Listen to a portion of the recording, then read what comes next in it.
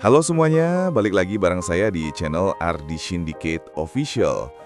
Biasanya kita ngobrol santai di warung kopi atau nongkrong di kafe. Tapi kali ini kita nongkrong di ruang diskusi Dapur Hawu. Karena kita mau bahas sesuatu yang bikin kepala geleng-geleng. Coba bayangin ya, Indonesia punya kekayaan alam yang sangat banyak.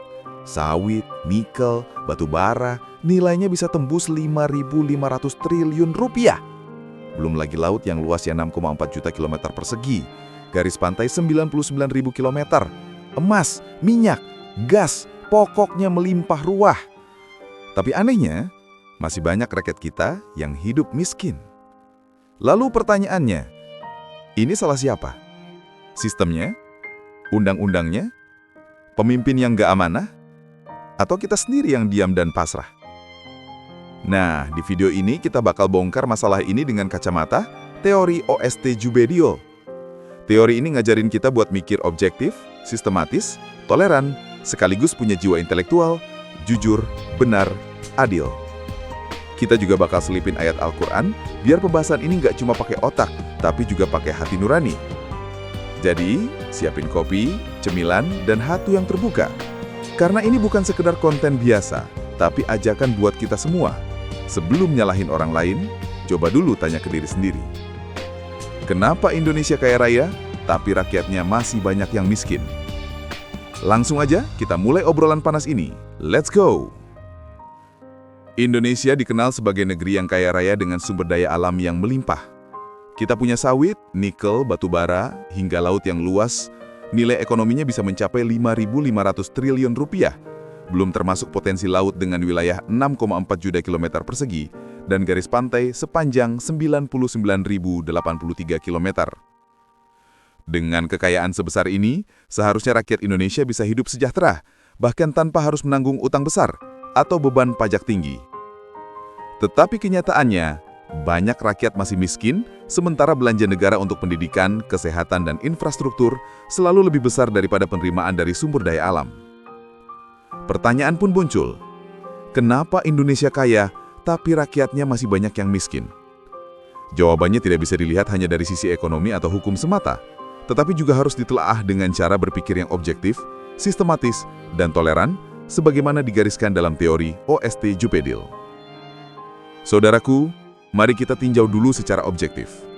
Dalam regulasi pertambangan, Indonesia pernah memakai Undang-Undang Nomor 11 Tahun 1967 dengan sistem kontrak karya, lalu diganti dengan Undang-Undang Nomor 4 Tahun 2009 dengan sistem izin usaha pertambangan atau IUP.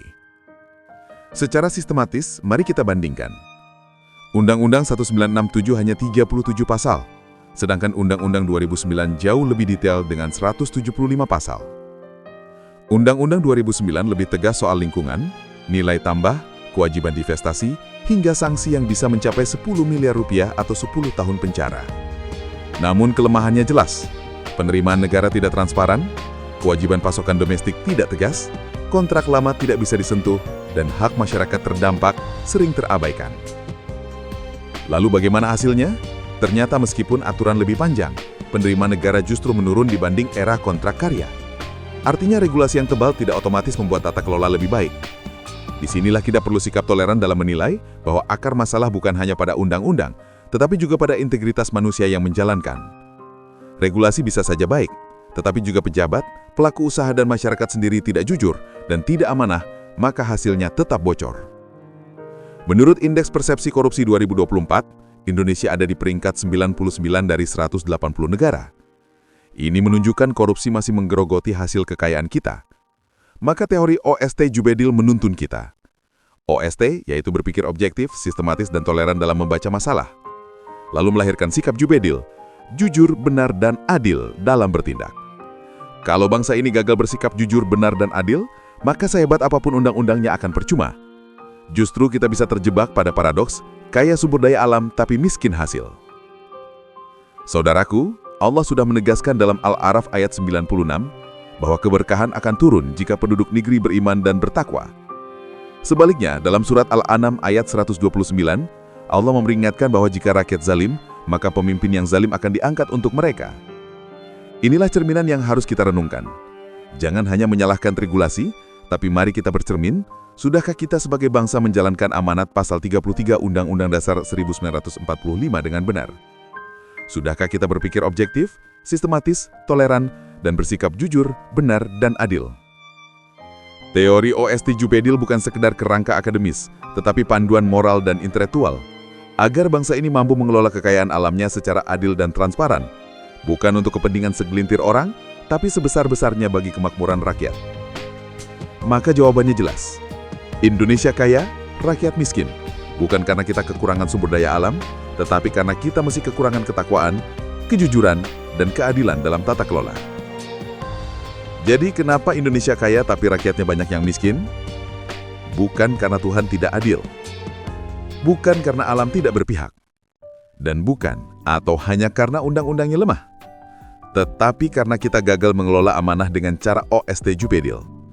Kita gagal menjadi manusia yang objektif, sistematis, toleran, sekaligus jujur, benar, dan adil. Sebelum kita menyalahkan pemimpin, sebelum kita mengutuk sistem, mari kita tanya diri sendiri. Sudahkah saya OST Jubedil hari ini? Karena ada kaidah dalam Islam yang sangat dalam. Bagaimanapun keadaan rakyat, begitulah keadaan pemimpin mereka. Artinya perubahan sejati tidak dimulai dari istana. Perubahan sejati dimulai dari hati nurani kita masing-masing. Mari kita jadi bagian dari solusi, bukan bagian dari masalah. Kalau video ini bikin kamu mikir, klik like dan subscribe. Bagikan ke teman-temanmu, biar makin banyak yang sadar, introspeksi, dan berani berubah. Karena Indonesia bukan milik segelintir orang. Indonesia milik kita semua. Sampai ketemu lagi di Dapur Hau berikutnya. Tetap waras, tetap kritis, tetap OST Jubedil.